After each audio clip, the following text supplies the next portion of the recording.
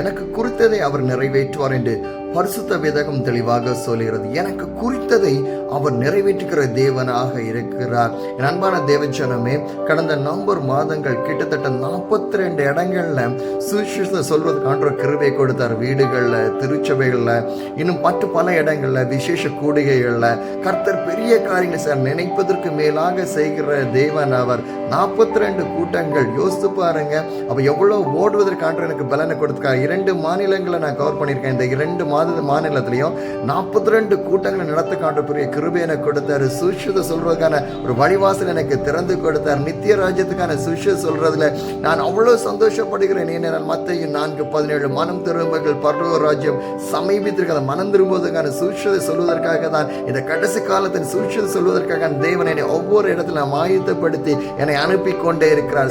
போகிற இடங்களெல்லாம் ஆத்துமாக்கள் அறுவடை செய்யப்படுகிறார்கள். போற இடங்களெல்லாம் ஆத்துமாக்கள் மனம் திரும்புகிறார்கள். போற இடங்களெல்லாம் ஆத்துமாக்கள் அற்புதங்களை பெற்றுக்கொள்கிறார்கள். போற இடங்களெல்லாம் ஆண்டவர் திருச்சபைகளை உருமாற்றி கொண்டிருக்கிறார். கட்டப்படாத திருச்சபைகள் கட்டப்பட்டு கொண்டிருக்கிறன. அநேக காரியங்களை தேவன் ஒவ்வொரு நாளும் என்னுடைய ஊழிய பாதையில் தினந்தோறும் செய்து கொண்டிருக்கிறார். அவருடைய மகிமையை என்னால் பார்க்க முடிகிறது. அவருடைய பிரசனத்தை என்னால் பார்க்க முடிகிறது. அவருடைய கிருபை என்னால் பார்க்க முடிகிறது.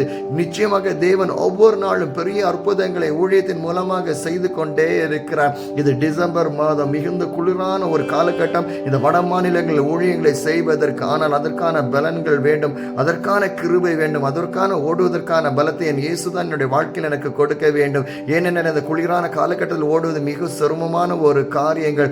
ஏனென்றால் இரவும் பகலும் பார்க்காமல் ஊழியத்தில் ஓட வேண்டும். எவ்வளவு வெகு தூரமானாலும் அதில் செல்ல வேண்டும், சுவிசேஷத்தை சொல்ல வேண்டும், பிரசங்கிக்க வேண்டும், ஜெபிக்க வேண்டும். அந்த மக்களை ஆவிக்குரிய வாழ்க்கையில் நடத்தப்பட வேண்டும். அநேக காரியங்கள் இருக்கிறது. சுவிசேஷத்தை சொல்வது மட்டுமல்ல, அந்த மக்களை இன்னும் தேவனுடைய ராஜ்யத்துக்காக வழி நடத்தணும், அவர்கள் ஆயத்தப்படுத்த வேண்டும். சோர்ந்து போன திருச்சபைகளை எடுத்து நிறுத்த வேண்டும். சோர்ந்து போன திருச்சபைகளை பலப்படுத்த வேண்டும். சோர்ந்து போன ஆத்துமாக்களை பலப்படுத்த வேண்டும். அநேக காரியங்கள் இருக்கின்றன இந்த ஊழிய பிரயாணத்தில். ஏதோ ஒரு இடத்தில் சென்றேன், ஊழியத்தில் செய்து நடந்து கடன் செல்ல. பவுல் தன்னுடைய ஊழியங்களை அவர் செய்யும் போது வெற்றிகரமான ஊழியத்தை செய்தார். போகிற இடங்களெல்லாம் அந்த ஆத்துமாக்களை பலப்படுத்தினார். போகிற இடங்களெல்லாம் அந்த ஆத்துமாக்களுக்கு என்னென்ன காரியங்களை செய்ய வேண்டுமோ, என்னென்ன காரியங்களை அவர்கள் வழிநடத்த வேண்டுமோ, எல்லா காரியங்களும் வழிநடத்தி அவர்களை பாதுகாத்து அவர்களுக்கான செய்ய வேண்டிய எல்லா காரியங்களை செய்தார் என்று பரிசுத்த வேதாகம் தெளிவாக சொல்லுகிறது. நம்முடைய ஊழியம் பவுலை போல நாம் செய்ய வேண்டும். பவுல் ஊழியத்தை எப்படி செய்தாரோ அதே போல நாமும் செய்ய வேண்டும். இயேசு எப்படி தன்னுடைய ஊழியங்களை செய்தாரோ அப்படிதான் நாமும் ஊழியங்களை செய்ய வேண்டும். ஏதோ கடமைக்கு என்று செய்தோம் என்றால் நிச்சயமாக தேவனுடைய ராஜ்யத்தில் அந்த ஊழியத்தினுடைய மகிமை நம்மளால் பார்க்க முடியாது. தேவனுடைய ராஜ்யத்தில் அந்த ஊழியத்தின் மகிமையை நாம் பார்க்க வேண்டும் என்றால் செய்கிற காரியங்களில் ஜாக்கிரதை உள்ளவர்களாக இருக்க வேண்டும். இந்த ஊழியத்தில் கூட இன்றைக்கு சில நாட்களில் எவ்வளவு பிரச்சனைகளை நான் சந்திக்கிறேன். சாத்தான் எவ்வளவோ போராட்டங்களை கொண்டு வந்து கொண்டே இருக்கிறான்.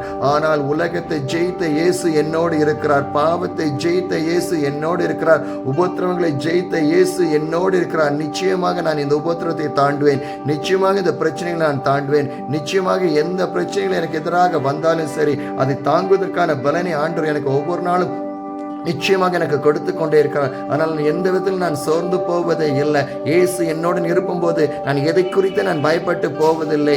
இயேசு எனக்காக எல்லாவற்றையும் செய்து முடிக்கிற தேவனாக இருக்கிறார். உங்கள் வாழ்க்கையில் நிச்சயமாக ஆண்டவர் அந்த அற்புதங்களை செய்வார். அன்பான தேவஜனமே, கடந்த நவம்பர் மாதங்கள்ல இவ்வளவு ஊழியங்களை செய்வதற்கு ஆண்டவர் பெரிய ஒரு கிருபை வாய்ப்பை எனக்கு கொடுத்தார். தொடர்ந்து நீங்களும் ஜெபிங்க. ஊழியத்தை தாங்குற உங்களுக்காக நான் ஜெபிக்கிறேன். ஊழியத்துக்காக கொடுத்த உங்களுக்காக நான் ஜெபிக்கிறேன். இன்னும் ஊழியத்தினுடைய ஒவ்வொரு தேவைகளுக்காக நீங்கள் ஜெபித்துக் கொள்ளுங்கள். இந்த சுவிசேஷம் இன்னும் அநேக இடங்கள் அறிவிக்கப்பட வேண்டும், சொல்லப்பட வேண்டும். இன்னும் நான் பயணிக்க வேண்டும். என்னுடைய பயணத்தின் தூரம் இன்னும் அநேக தூரமாக இருக்கிறது.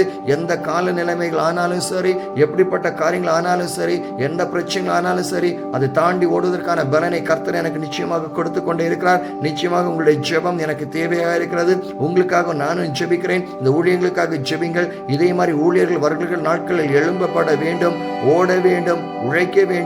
தேவனுடைய ராஜ்யத்திற்காக, அந்த மகிமையான ராஜ்யத்துக்காக உழைப்பவர்களாக நீங்களும் மாறுங்கள். கர்த்தர் உங்கள் வாழ்க்கையில் பெரிய காரியங்களை செய்வார். அற்புதங்கள் செய்கிற ஆண்டவர் இன்றைக்கு ஜீவித்துக் கொண்டே இருக்கார். அந்த அற்புதங்களை உங்களால் வாழ்க்கையில் நீங்கள் பெற்றுக்கொள்ள முடியும். தேவன் பெரிய காரியங்களை செய்வார். தேசனுடைய எழுப்புதலை பார்ப்போம். தேசம் ஆசீர்வதிக்கப்படட்டும். சமாதானத்தினால், சந்தோஷத்தால் நிறைந்திருக்கட்டும். உங்கள் துக்கங்கள் சந்தோஷமாக மாறட்டும். இயேசுவின் நாமத்தினால நாங்கள் ஜெபிக்கிறோம். இயேசுவின் நாமத்தினால் நாங்கள் பிரயாசப்படுகிறோம். கர்த்தர் உங்களை இன்னும் வழி நடத்துவார். இந்த ஊழியத்தோடு இணைந்து நீங்களும் ஜெபியுங்கள். இந்த ஊழியத்தோடு இணைந்து நீங்கள் செயல்படுங்கள். கர்த்தர் பெரிய காரியங்களை செய்வாராக.